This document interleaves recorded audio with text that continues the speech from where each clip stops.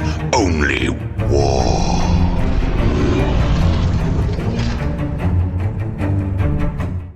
All right, what is up, gents? 40K Dirtbags here. We got another podcast for you today, episode 9. We are going over the two-part series. This is part 2, going over decisiveness and tempo. So, Keeble, what do we talk about today? Yeah, so spending years as a CQB instructor, close quarters battle, we introduce principles or behaviors before we talk about the tactics themselves. So I started to see similarities between that world and this world, and I wanted to put definitions to why you do the things that you do. I definitely think 40K is a game about delayed consequences and gratification, whereas other games have instant consequences and gratification. So first part, we talked about clarity and simplicity. If you haven't checked that video out, go ahead and check that. But today we're going to talk about decisiveness and tempo in terms of behaviors. And I love that it's such a good thing bouncing, off of each other, because a lot of people, including yourself, it's like, does this put a definition of how you think? I'm like, yeah, 100%. Like, how do I even define how to play 40K? And these 4 things that you created go hand in hand in how you literally grew up and did your whole career on. So it's so cool to like see that it intertwines with each other, and you can apply real life stuff to 40K and 40K stuff to real life, which is what our whole podcasts are all about. If you guys haven't checked them out, they're all good reads. Really relates to life in general, but these last 2 are really going to go into 40K and kind of putting my head on your shoulders, so you guys can have some idea of like how I do what I do, especially with orcs going into the end of 10th edition into 11th edition. So let's get into it. Decisiveness and tempo. So starting off.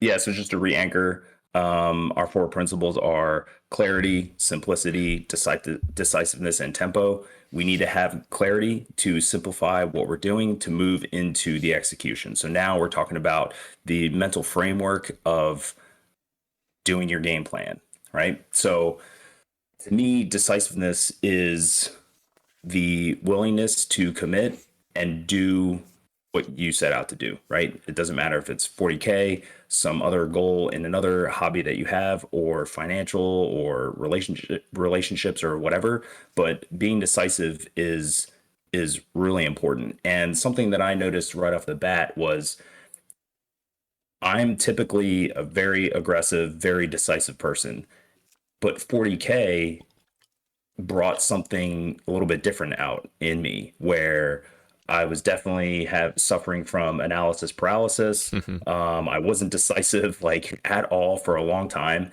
And it took me a little bit to figure out like, why am I having this like internal, like emotional conflict between who I am in reality, and then what I express, through myself, on the table. So again, I would say decisiveness is the ability to commit to doing what you're going to do. That goes well with 40K and just in life in general. Like, I was just talking about I was talking to Keeble before the podcast, where we've grown pretty quickly in the past month, and it's just putting that, same thing we put into 40K into action. And my goal this year was really grow YouTube, grow you guys as Patreons, and just grow the community in general. And it's never going to happen unless you are decisive and can make that decision and actually put action into your own words. So a lot of times, if you're not in the position where you want to be in life, well, are you looking yourself in the mirror and actually doing what you said you're going to do, or are you just making excuses? So you being a person that, as you are, where I've known you outside of the game for a while now, you do make a lot of good decisions, good life choices, where if you just implement that into this game, you're going to be fucking deadly. So kind of like relating to that and seeing how it actually works hand in hand. But yeah, committing, I think, would be a good definition of decisiveness in game and out of game. Yeah, for sure. Yeah, and I think it begins even pre-game. So we're not going to deep dive list design, but you come up with your list, which generally should be based around how you like to play the game. That can take a little bit of time to figure out, but from there it moves into your deployment. So before every GT, I know where my dudes are going to deploy. The only thing that will ever change is going to be the infiltrate game, right? The game within a game. Once that's been determined, who gets to infiltrate first, I don't really care where my opponent deploys his guys. It is irrelevant to me. I've already decided what my game plan is going to be for this game, minus one or two little deviations, right? Those deviations might be I'm playing Blood Angels, and they could go, 28, 30 inches across the table turn one. That doesn't mean necessarily they're going to, but I need to be prepared for that. So I might put a little screen in front of my guys, against that type of opponent. But in other games, I don't need to do that. So I try to make as many decisions as possible prior to the game. I call it hitting the play button. I want to show up to the table and I have my army, I know my strategy, and I'm really, focusing on the onesie and twosie one-off decisions that I need to make in game. And it's like, you can't wake up one day and be like, you know what, I'm going to be decisive. I don't know if you ever saw that movie Yes Man with, I'm kind of dating myself, but Great Yes Man movie. with dude, total brain fart. The guy who played Jim in Carrey. Ace Ventura. Yeah, Jim Carrey, right? You're not going to wake up one day and do that. So for me, the way I have become more decisive in 40K is through my planning before the game, right? So in tournament prep, GT prep, and it's going to be, what is my deployment? What does my turn one movement look like? And then really from there, turn two is already set up for you. So you're really only making decisions turns 3, 4, and 5. Mm-hmm. Yeah, you hit it right on the head by hitting the play button. So this, you can go back to the beginning where if you're new, right, if you're brand new to the game and you need that experience to kind of like then hit the play button, but everybody has to go through that point in time where you need to get a lot of games under your belt to then hit that play button. Like, you're not going to go into 40K and be like, all right, I know what to do. Like, I know how to deploy. I know where I'm going, all that stuff. You need to practice, and then eventually you're going to be able to hit that play button by walking up the table and know exactly where everything goes. So with orcs, for example, I'm brand new into orcs. I started about a month and a half ago.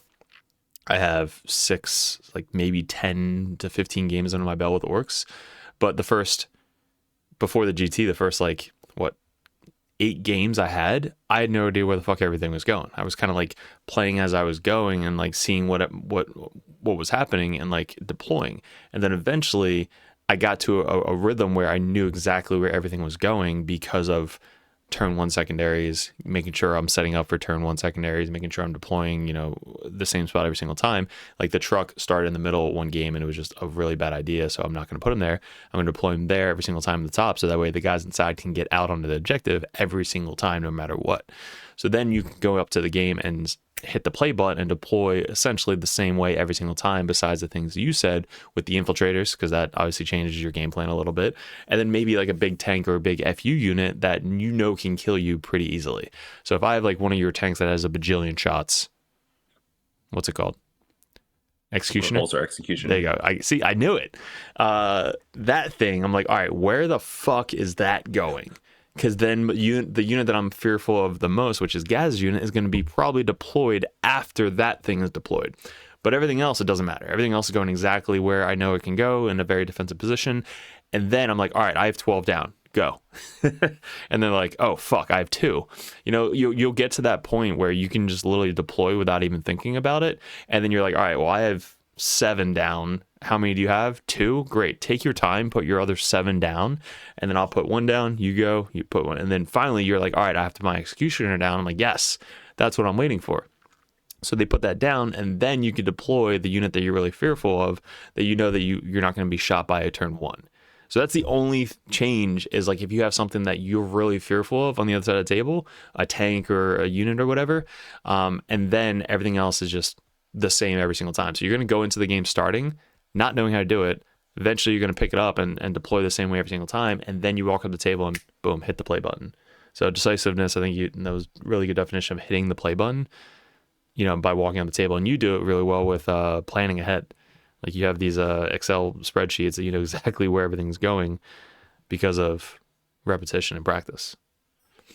Yeah, I started with using PowerPoint, and I would just deploy my guys. And so again, for me, becoming more decisive comes into, I've already made the decision of who is going to my natural expansion, who is going to the center turn 1 if I get area denial, who is going to tempting target to my opponent's natural if I get that turn 1, and then analyzing the terrain layouts for what are the main shooting avenues. And then, so I used PowerPoint for a while, and then I got on TTS, and TTS has been way faster, more efficient in doing this entire process. So before, where I would, make a PowerPoint of each mission, now you just take a screenshot of my deployment, and, sometimes even turn 1. So if I'm super busy with work and, I don't get the practice games in that I need,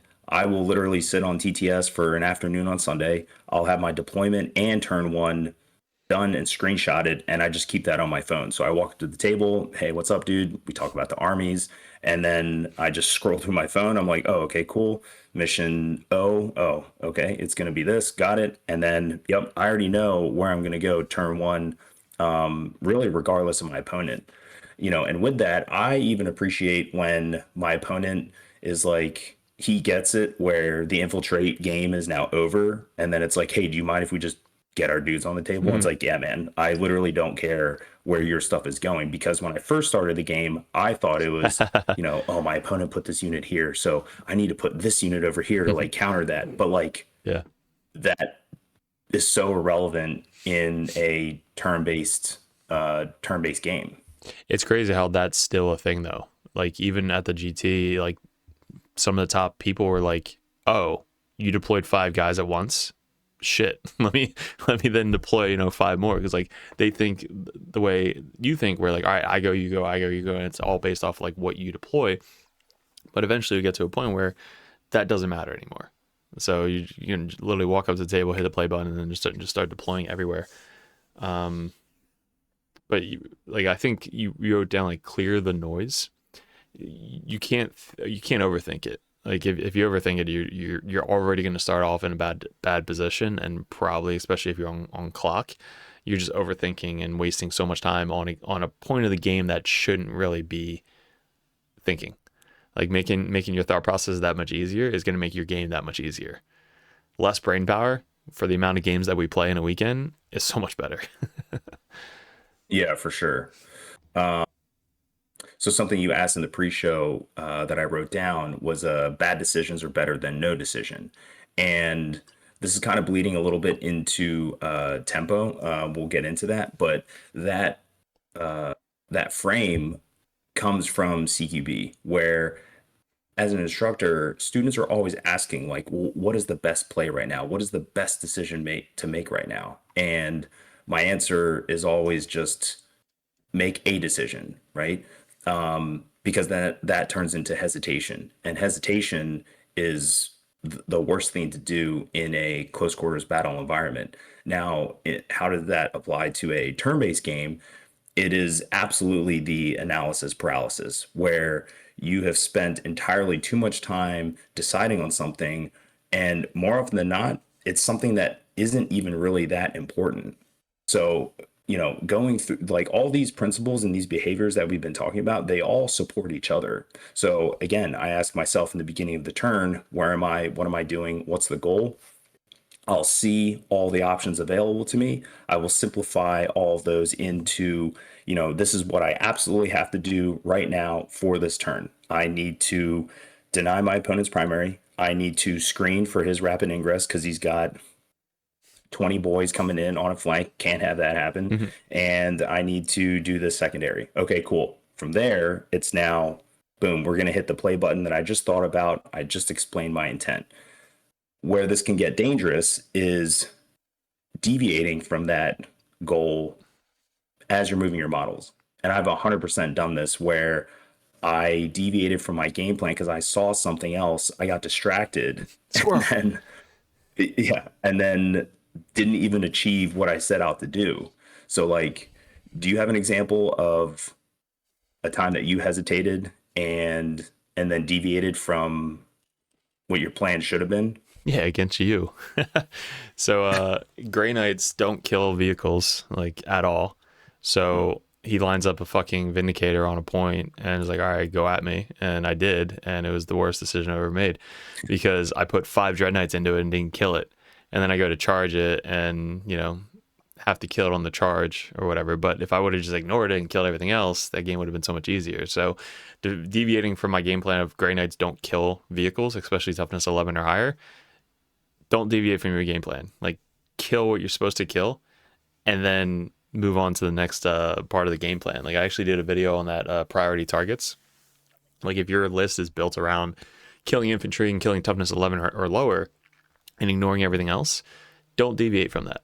Like, hit the play button in your head and just fucking play the game that you designed your list around.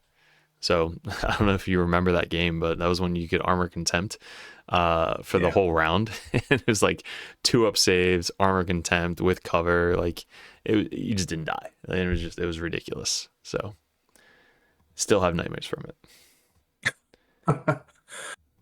Something else is a good one. So, like, every game you're going to come to at least one time where there's like a big decision point. How do you, like, what's your process for working through that big decision point? Do you sit on it, or do you move away and come back, or walk me through that? So that's a good question. Like, obviously you want to make sure that your game plan is sound every single time, where like, this is what this unit's supposed to be doing. So you're not supposed to really change it up, because if the unit's supposed to score you secondaries, don't throw them out and kill them for no reason. Because then later in the game, if you're like, shit, that unit was supposed to be doing this, now they're dead. So making those decisions, you definitely want to, like, maybe sometimes second guess that decision. You're like, all right, you put a character in my top left corner that I could easily go up and kill, but if I do I actually kill it? Do I get killed in return from that character, or am I now out of position to do anything else? So, like, is that really worth going out and sacrificing that unit to go do? So there's a lot of times where you're going to be playing the game and you have to come up with a decision. Do I do this or do I do this? Well, first I take a step back and be like, all right, what are the secondaries? Tell me. Secondaries tell me you go do this. Great. Well, then that's going to make my decision. Like, all right, yes, I have to get assassinated, so I have to kill that fucking character. And these are the only guys that can actually do it. So I think secondary is going to make your decision that much easier by keeping it simple, which is what we talked about before, and just focus on getting that secondary done as easy as possible. So if that unit that's in front of that character is the one to do it, and it's easiest to do it, that unit's going to be the one that's going to have to kill the character. So think about secondary, keep it simple, and then go pounce on it. So a big thing in 9th edition was looking for the efficiencies in killing other units. Whereas a big shift, like meta-wide in 10th edition, was being comfortable with overkilling units, right? Yeah. So at what point, like, and I feel like every game, every player is given it's almost like the bait, right? It's like, oh, dude, just totally split fire right here. Like, it's fine. Yep. And like, the unspoken rule is like, never split fire. Even with a repulsor executioner, where you're like, oh, well, obviously the big guns go into the tank, all the little guns go into the infantry. And then those big guns don't kill the tank. And you're like, great, well, that was the goal, didn't accomplish that goal. So more often than not, even if I'm shooting, 20 boys, I'm going to put everything into those boys from that repulsor executioner. I don't care if those two, strength 16 d6 plus 4 damage guns go into that. Like, that unit has to die, so I'm putting everything into that unit. However, where do you sit in that gray area of, am I committing enough or being comfortable with overcommitting to accomplish the goal. Does that make sense? So I think you don't ever want to split fire. Like we learned that lesson a long time ago. But it also comes down to, like, this was also in that video of target priority, where if you have the secondary of overwhelming force, well, there's been so many times where if you didn't put enough into it, you don't get the points because you didn't kill it.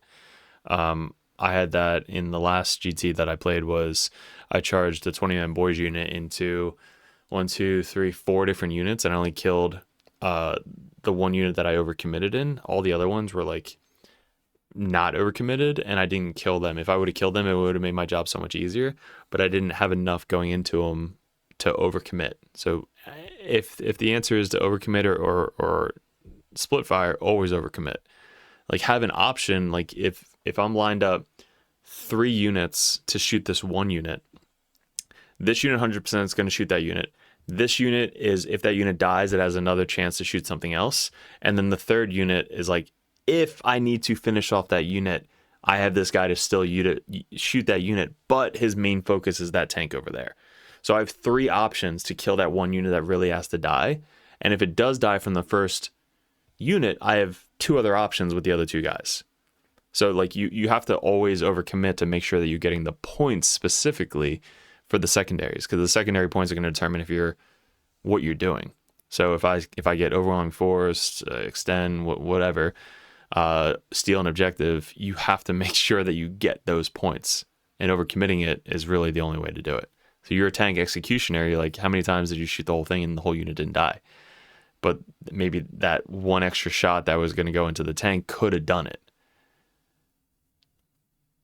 Who knows? Yeah, I think something else with that. There's been a lot of times where there's like one little unit, like a weak unit, like an ATV, right? If I'm playing against Space Marines and they have that on a center objective, and I'm like, okay, well, I'll put the 2 big guns into there. I'll put the little guns into API or something, and then I don't kill the ATV, but I only lined up one thing to shoot it because I was just banking on the executioner just to push it through, and then I just roll bad. He rolls well. Yep. It's not about dice in that situation. It's, I only put in 1 unit and I split fired not to kill that one thing, which would have denied my opponent 5 points. Yeah. So being comfortable with overcommitting is totally fine.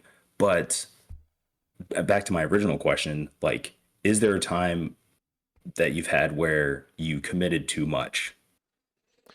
I guess when you have the blobs, like the big FU units where you can kill anything you touch.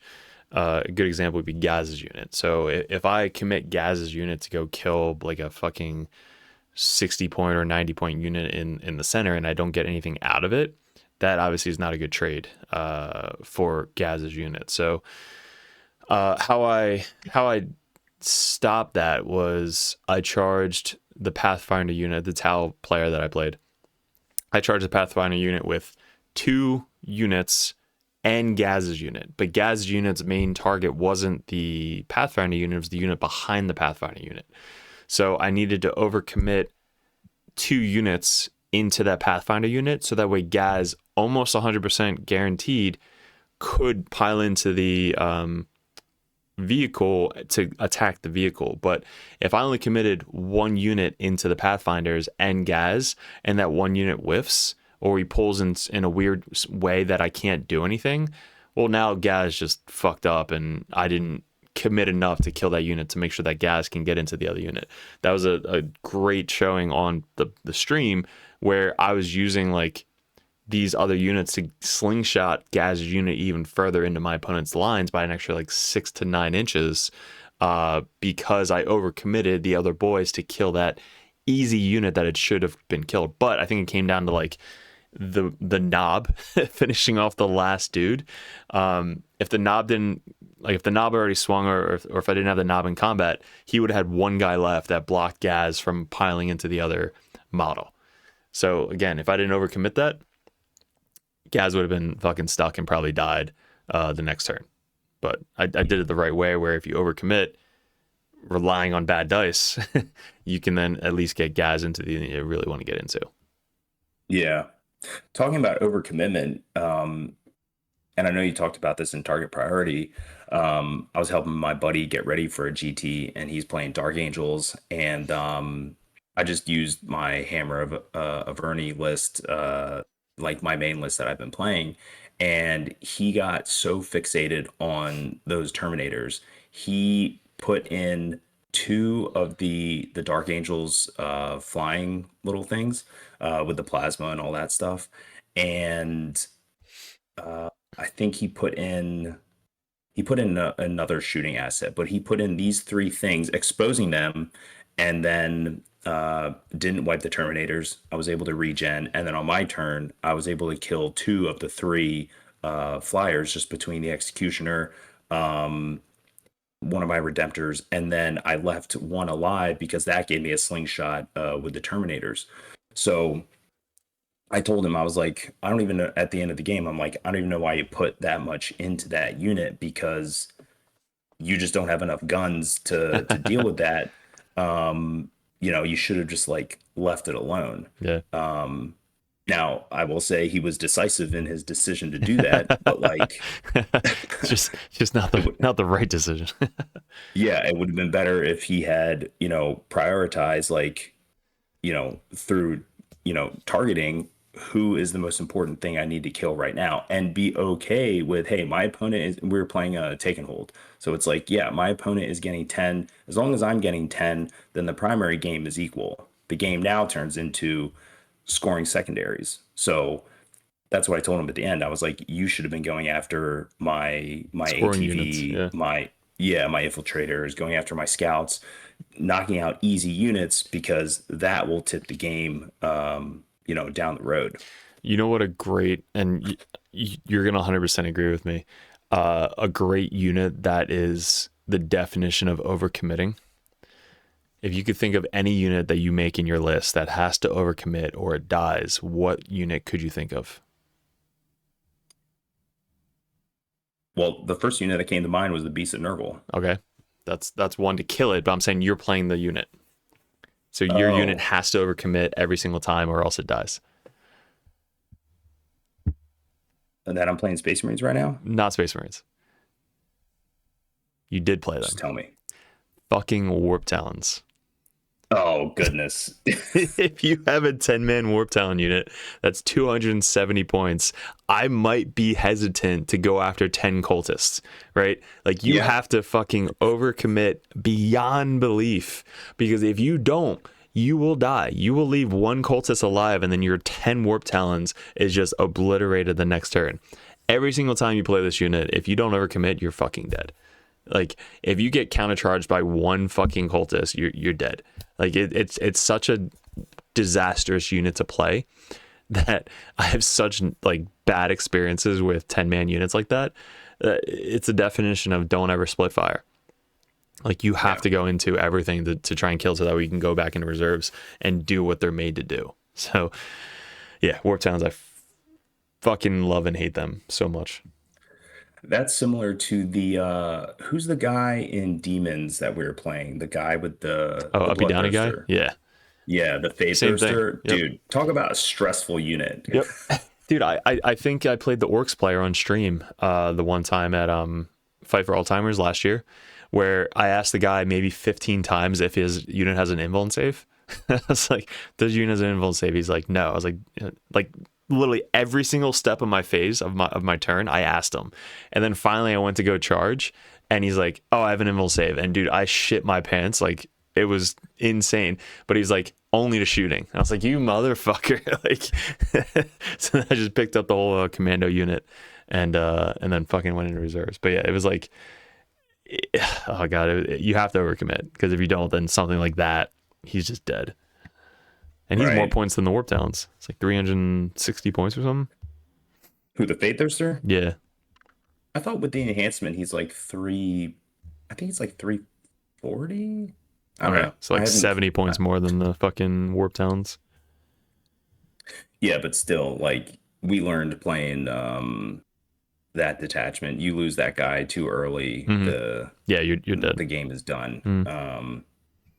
But anyway, let me ask you this: when do you know it's time to commit? And this is sort of leading into tempo, but the go turn is a big question that we get asked all the time. Yeah. And I think that's one of the harder timing sequences to decide within a turn-based strategy game. So like, because you're on orcs right now, what are the decision points for you to wah? Yeah, it's like, when do I wah and when do I not wah? So this could be a whole video on itself. It's like, when do you actually commit and when don't you commit? So for me specifically, just for orcs, it's like, what is giving me the launching point to get into the positions that I need to get into? You do it great where like you just back up, like assuming that I'm going to wall next turn. You're just like, all right, I guess I'm just going to back up 7 inches. And now your wall is like a 9 or 12 inch charge. So the only time I'm going to commit is if he gives me something to launch off of. So I committed turn 1 into the Tau player on the final game at the GT because he had his Pathfinders literally right in front of my army, and then he had like one of his vehicles scout forward. So I knew that if I can charge forward, which I would have landed like, I don't know, 3 or 4 inches away from his Pathfinders after he backed up. I only need a 4-inch charge, but I can roll, let's say, like a 7 or a 9 slingshot behind them, and then pile in even further or consolidate even further into his back lines and tag other units. So that slingshot is really what lets me commit into going. Now, if I didn't have any slingshot options and I was just kind of like moving forward onto objectives, that's not going to be my go turn. My go turn is when I can fully slingshot off of a unit to get into positions that I need to get into. So sometimes it's turn 1, sometimes it's turn 2, sometimes not till turn 3 when you rapid ingress your unit on to then try and commit for the wall turn. So if I have a unit in reserves, which I have 20 boys and a war boss in reserves, if they're not on the table and I wall, I'm wasting a whole fucking 40 obsec unit with a war boss and not getting the whole benefit from them. So I might have to wait a turn till they're on the table to then commit. So it really depends on what the board state is from my opponent. What does my opponent give me to let me commit? If my opponent gives me 1 unit, I'm not committing. If my opponent gives me a unit to get into 3 other units, I'm committing. So for that's orcs. Now, if you go into like other things like Grey Knights, like did he put a unit on an objective that I can wrap it down and steal that objective from him? And if the answer is yes, well, great. That's one primary I can steal from him. Can I commit and steal his home field primary this turn? And if the answer is yes, then great. That's my go turn. Is I'm just gonna like steal that guaranteed secondary because I rapided, and then can I pick up my Grey Knights, drop him back down near his deployment zone, shoot off whatever he has on deployment zone, and stop his primary. And then I already committed to stopping his primary over there. Now he's 0 primary. So I just went full ham. Maybe I didn't kill a lot. Maybe I killed only one I needed. But now I committed. I gave him a 0 primary. So I'm already up 10 to 15 points just from that go turn. So it really just depends on like what my opponent gives me is what's going to determine my go turn. A lot of times people might just go because they think they have to go, when really if they just waited one more half turn, they could see what their opponent does and then go. Yeah, I think it's, again, back to what is the goal, right? Is the goal to have a crushing blow where you score 15 on your primary, you kill a bunch of their high value targets, and you've just flooded the board, which, in turn puts your opponent in activation lock, which we'll talk about that more in tempo.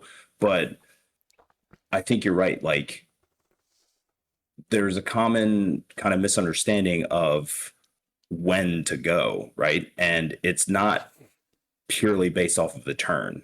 And sometimes it might be, right? So an example of that would be if I'm first player playing take and hold, and I'm looking at the scoring differential, and primary is the same, secondaries are pretty close. Well, I need to do something to guarantee my primary going into turn 5, which means it's not necessarily a decisive turn to kill a bunch of stuff. It's more a decisive turn to put as much stuff onto those 3 objectives in the hope that your opponent isn't able to chew through all of that and then auto see you for turn 5. So I think it's based off of, are you going to commit your full army to score, or is it to kill, or is it to get into position? But I think optimally it's a combination of those 3 things. Yeah, and knowing like what secondaries you have. So a good example is the one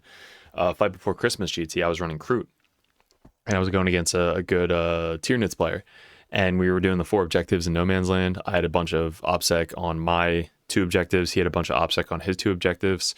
There was really no good point for me to like move up and steal it because I was getting better secondaries than he was.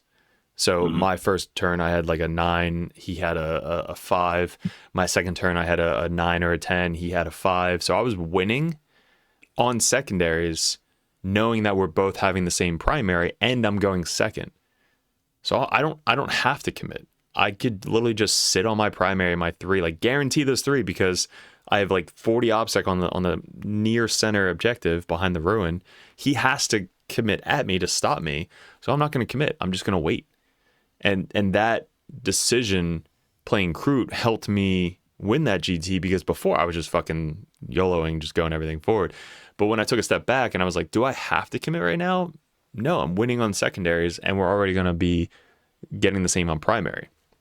Now, if I was in his shoes, knowing that I'm going first and this horde list has going second, I have to commit earlier.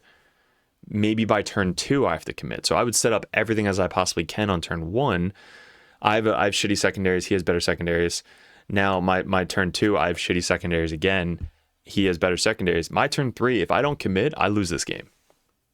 Right. So what do the secondaries tell you?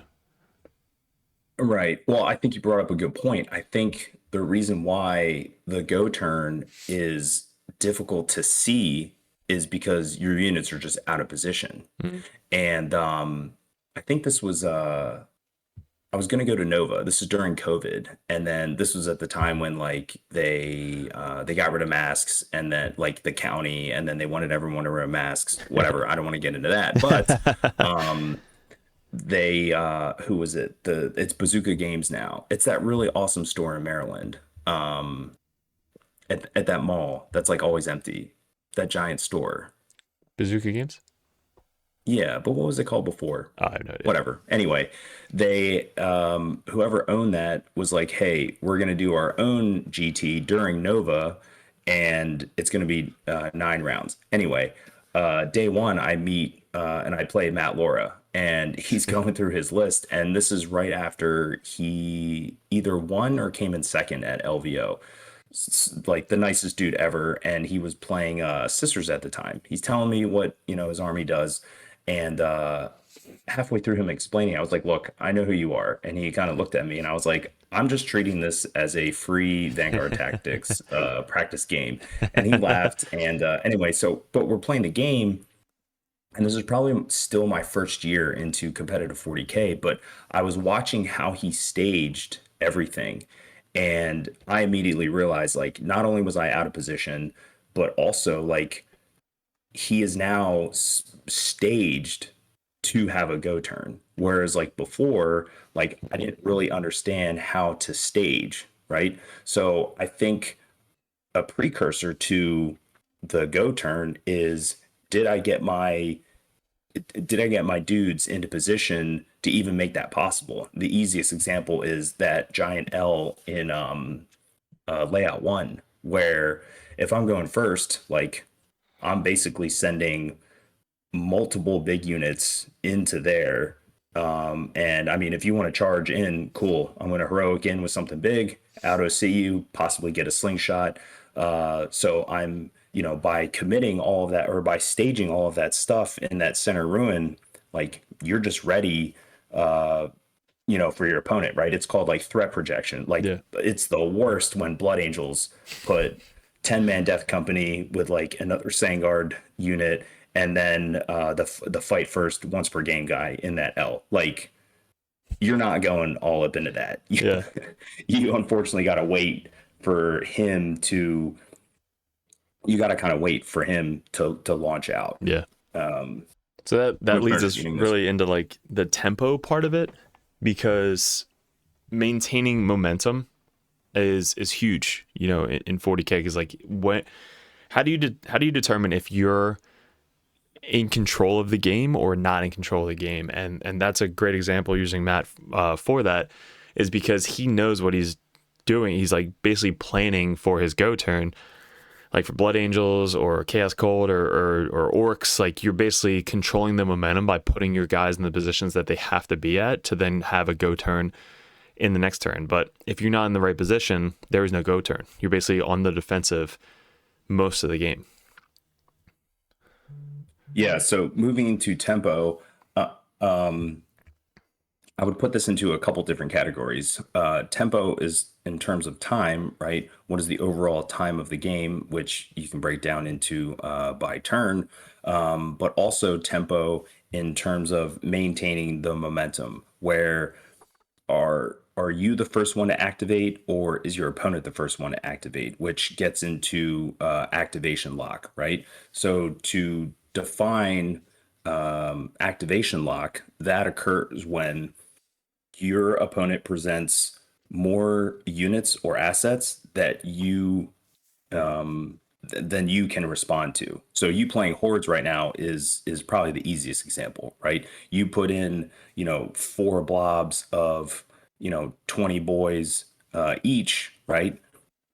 Not many armies have enough guns or knives to take all of that out. So you need to focus down on what is the most important blob that I need to chew through in order to, deny your primary or to scrape my own primary, and then also the secondary objectives as well. So walk me through how you like to maintain momentum within your game plan and strategy using horde armies right now. Yeah, I mean, momentum with horde armies is controlling your opponent's primary.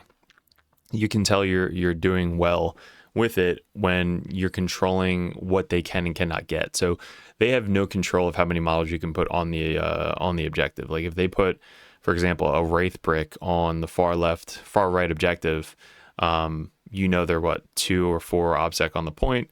So you're like, all right, I'm just going to literally run 2 or 4 models on that point to tie his primary, because I know he doesn't have any reactive moves. I'm not going to shoot at him. I'm not going to charge. I'm just going to do that. So I'm controlling the momentum by denying my opponent, by not even activating. So if I can control his primary and know that I'm winning based off of just that primary, I have to control my tempo by making sure I guarantee my primary. So I might load up the top left objective with like 20 boys, just be like, all right, there's absolutely no way you can steal this objective from me. And then the center is like an option. Maybe I want to like commit on the go turn to guarantee that I have 40 obsec on the center. But other than that, I know I'm guaranteeing the top left point. So I'm going to get 10 like no matter what. But his expansion, I can just keep contesting to keeping his primary down. And then during my go turn, I'm planning to steal his home field to make sure that he can get a 0 on primary. So maintaining momentum, you're doing the tempo by controlling their primary. If you're not controlling their primary and they're doing whatever they want to do, obviously you have to take a step back and know that you're not controlling the tempo of the game at that point. The pros really have good momentum, good tempo. They know how to control the game. They know they're playing their game and they're setting up for secondaries and denying your primary. Like Eldar do it very, very well. Like they can go 24 inches across table and deny primary and, set up for overwatches and stuff.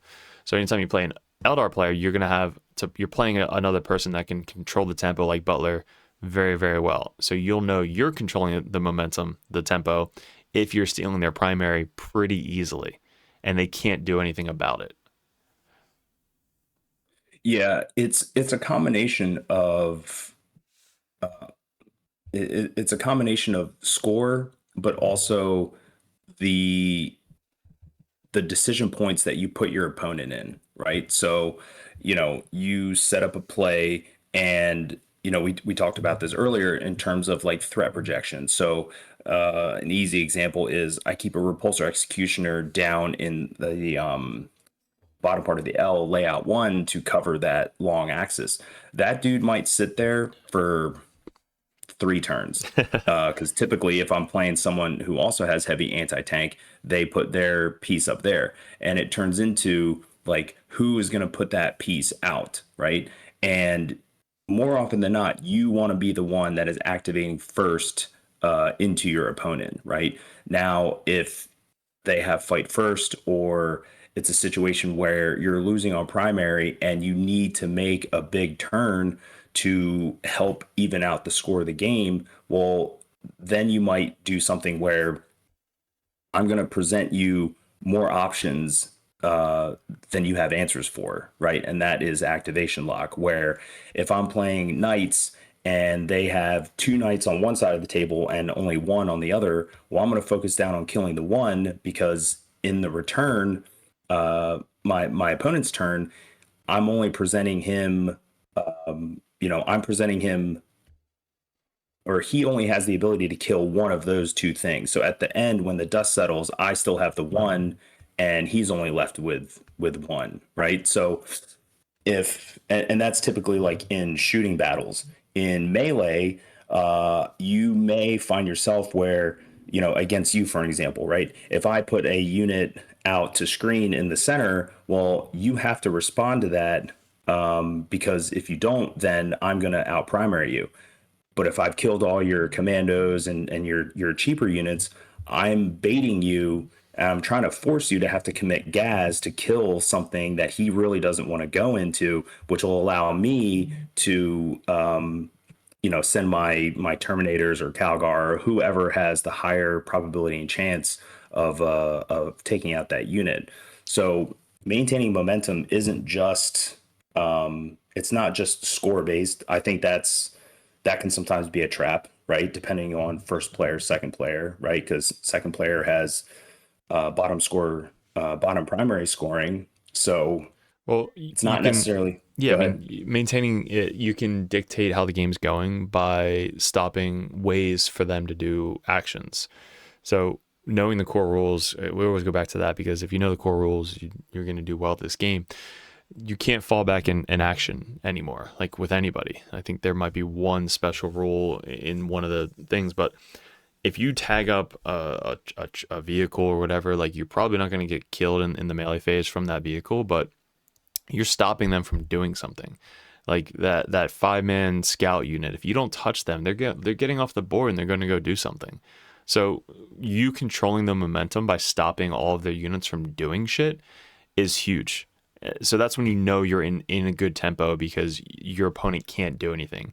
If they look at their secondaries, they're like, well, I can't do that, can't do that, can't do that. You're in a good tempo. You're in a good rhythm. You're in a good denial of the secondaries and primary. So not only are you going to try and stop the primary by being in like your go turn or momentum, but should I be tagging as many units as I possibly can without fear of dying in return? If he has a big like FU mob where it can just one shot anything, that unit most likely isn't doing actions.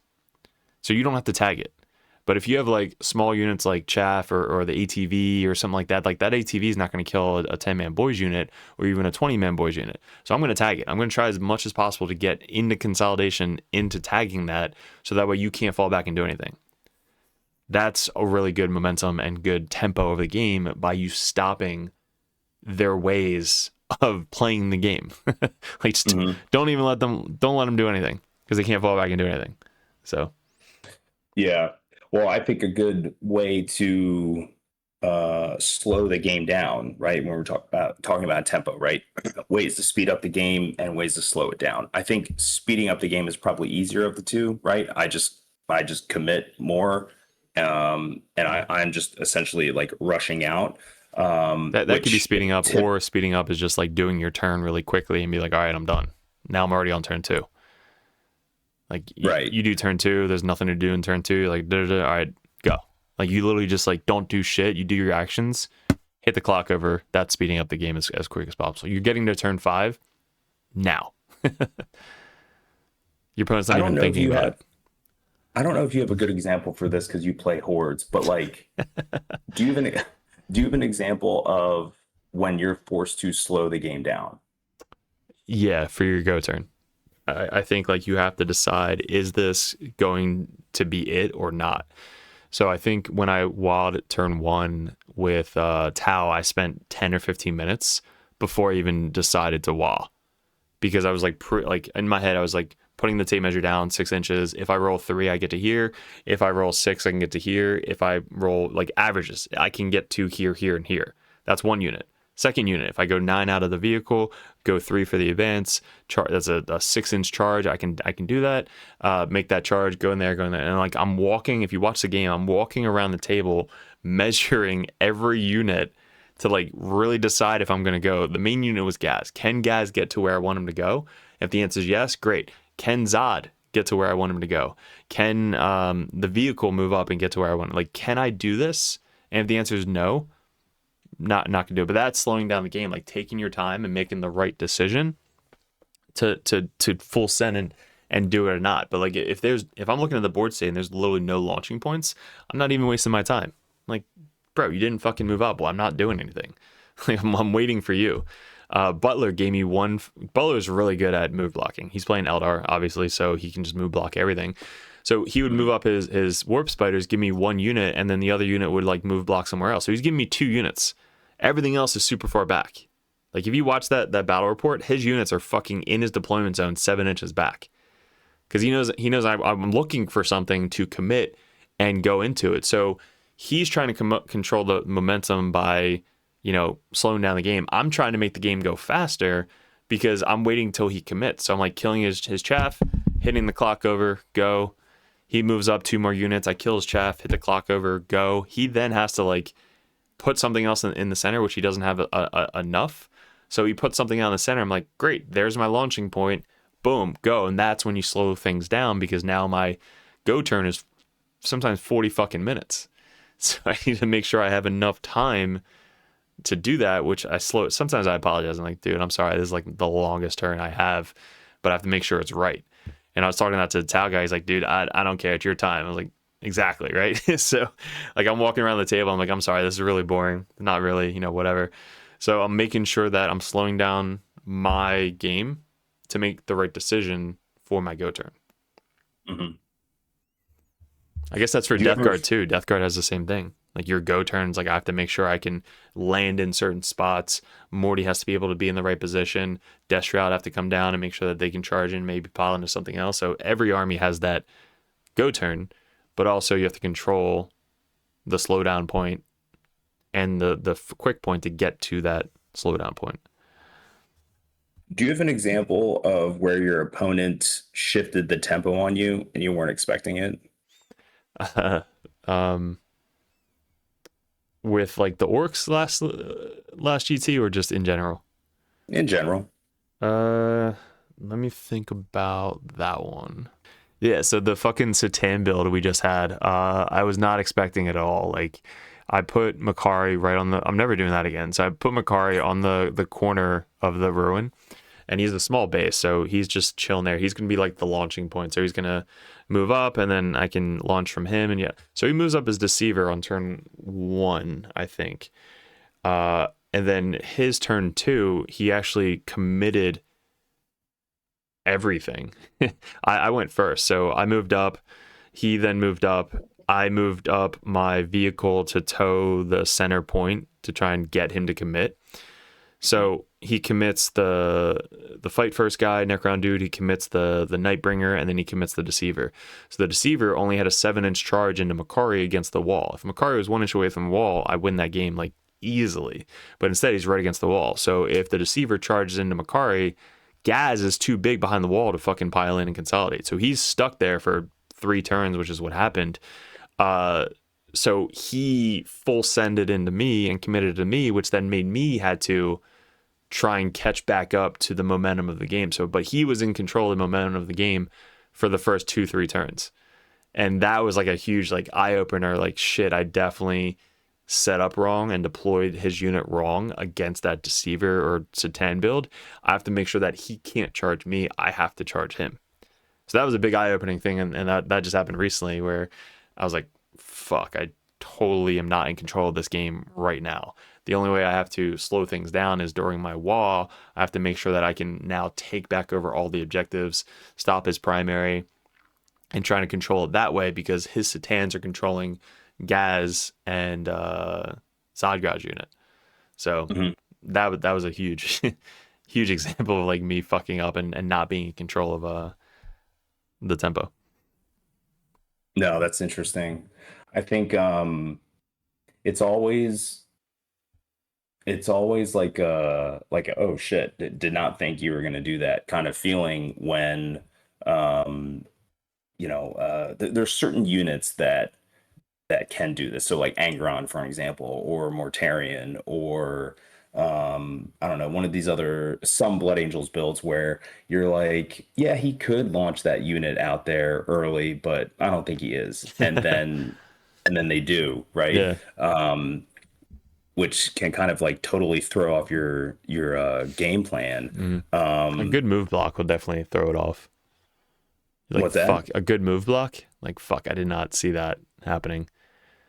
Like against the Demons player with Craig the other night, like I just literally blocked out the entire fucking board on turn 2.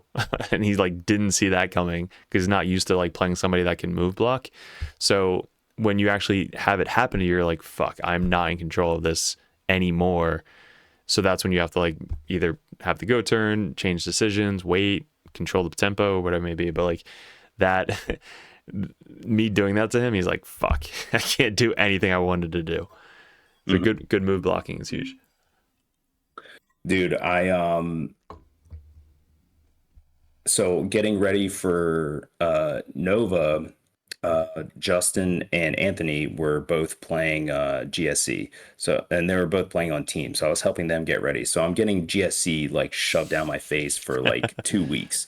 And I was just getting crushed every time. And I went into Nova and I was like, you know what? As long as I don't play GSC, like I'm going to be fine. And then I get them round 3. And I'd watched a podcast earlier where it was like, the only way to slow down GSC, those current builds at the time, was just throw everything out there and just really put the pressure on them early to stop their rapid ingress and stop their deep strikes. So I actually went a little too hard in this game. Like I was just like, you know what, I'm gonna lose anyway. I don't even care. So I'm just like yeeting my entire CSM army like into the center. I even went first, didn't even care. Just kept pressuring him in. And then midway through the game, my opponent got real quiet. And he was just kind of like staring at the board. And I'm like, what's up, dude? What are you thinking? And he's like, I don't think I'm gonna win this. And in my head, I was like, oh man, like I could probably win this right now. But the problem was I put the gas too hard for too long. I also made a critical error where I came up with my game plan and then I deviated at the last second. And it was like squirrel, and I just got distracted at killing something. And I think it was the simplest plan. It was like I just needed to move Abaddon up, charge a unit in the center. I get area denial, and now he's got to chew through Abaddon and Chosen. And this is like late game, so it's like doesn't have all of his giant shooting bricks left. So that was impactful for me, where it's like, I made the decision to turn the gas up, really speed up the tempo of the game, not only just in time, passing turns, but like I'm committing everything early. But I didn't realize that I needed to slow down at some point as well. So it's like that tempo shift of, okay, I'm going to play the game slow. All right, now I'm going to speed it up, or I'm going to speed it up right now. And then I need to kind of slow it back down a little bit. So, and I think that just takes time to 100% to figure that piece out. But, cool, man. Do you have anything else for tempo or time? I mean, we definitely hit on a lot with tempo. It goes with like a lot of our podcasts before, where like you're reading how the game's going, like not rolling ones and flipping your shit, stuff like that. So you can really control the tempo by playing your game, staying in your mindset, not,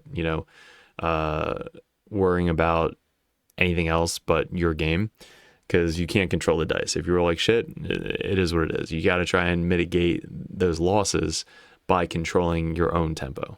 So yeah, that's definitely one of the good key 4 things that you're going over with these.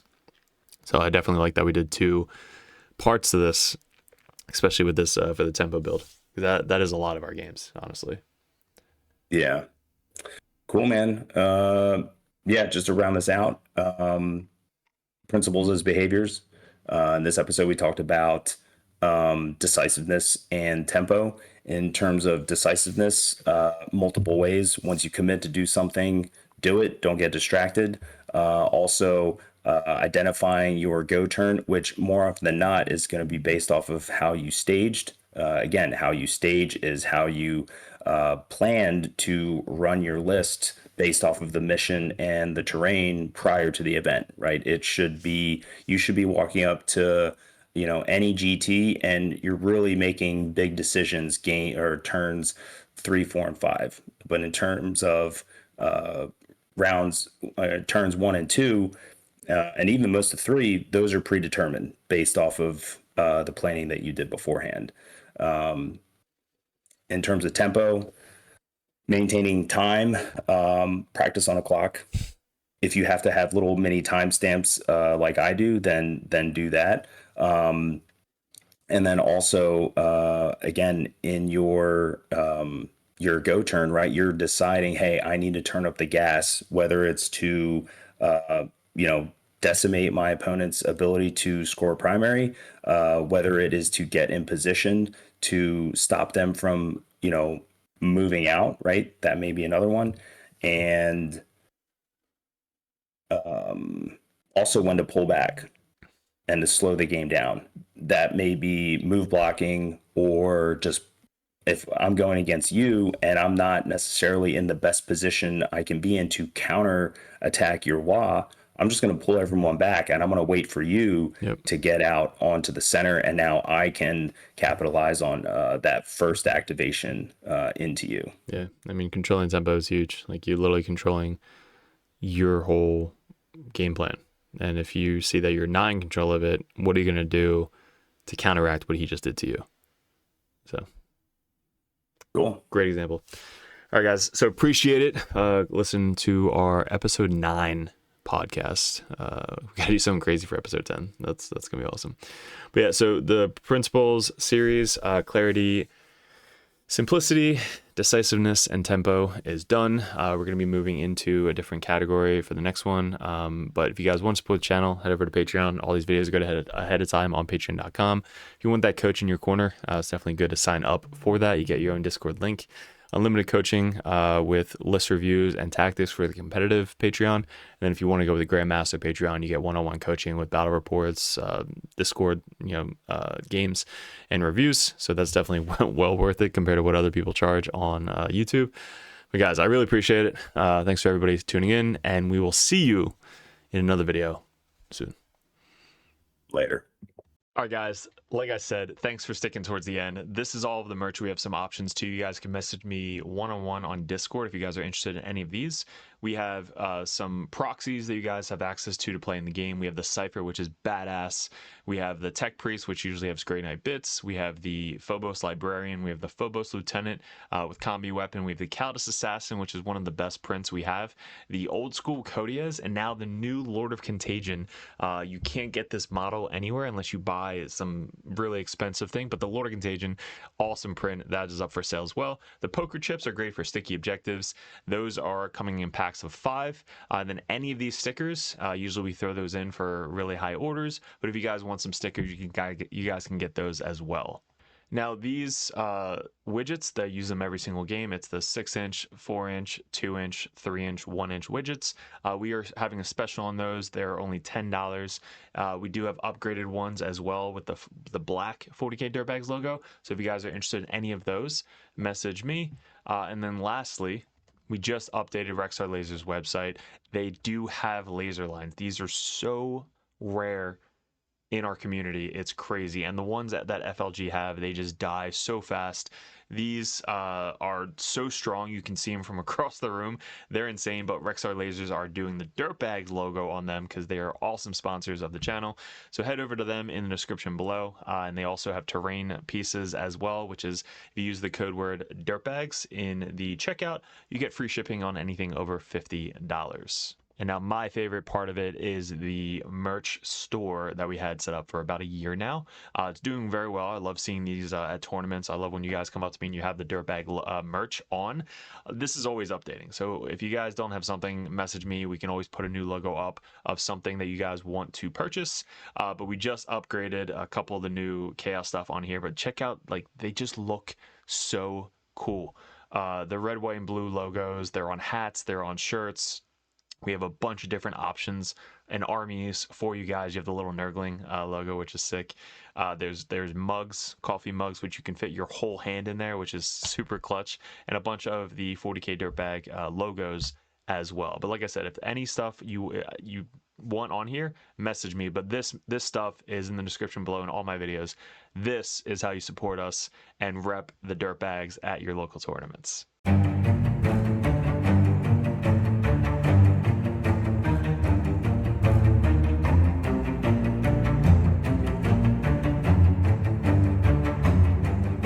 What is up, gents? 40K Dirtbags here. If you guys are interested in joining the Dirtbag Nation over at patreon.com, you get a bunch of perks. What we did in 2024 was we really expanded. I had traveled a ton and I played my ass off in 40K. Right now, we're ranked #1 best player in the United States on ITC rankings. We were the #1 Chaos Space Marine player in the world this year in 2024. 2 years ago, we got ranked #1 Grey Knight player in the world, and this year we're probably going to go into Death Guard, hopefully when the new Codex comes out, or Emperor's Children. But you guys, if you guys want that head coach or that coach always in your corner, just to ask questions, bounce ideas off, that's what the competitive Dirtbag and the Dirtbag Nation is all about. If you guys want to support the channel, you head over to patreon.com. You can join the Just a Car tab, which is $5 a month. You guys get access to the Discord Patreon tab.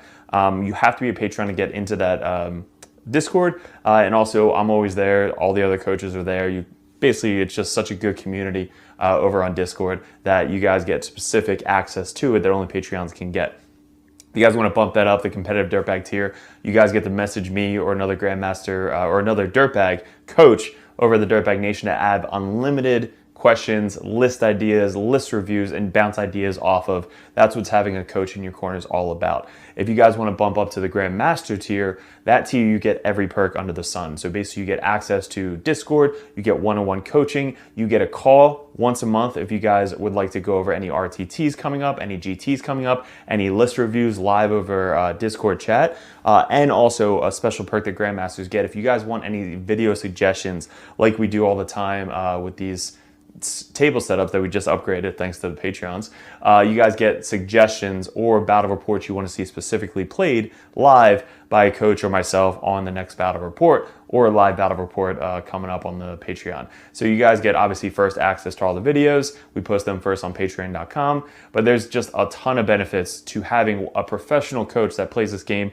all the time at the very, very high competitive level in your corner at all times. And that's really what the Dirtbag Nation is all about, getting you guys better at 40K, the basics, and being good in your community. So if you guys want to support the channel, I really appreciate it. Couldn't have done it without you guys in 2024, 2025. I am super stoked for, super excited for. We really want to get a bigger studio going.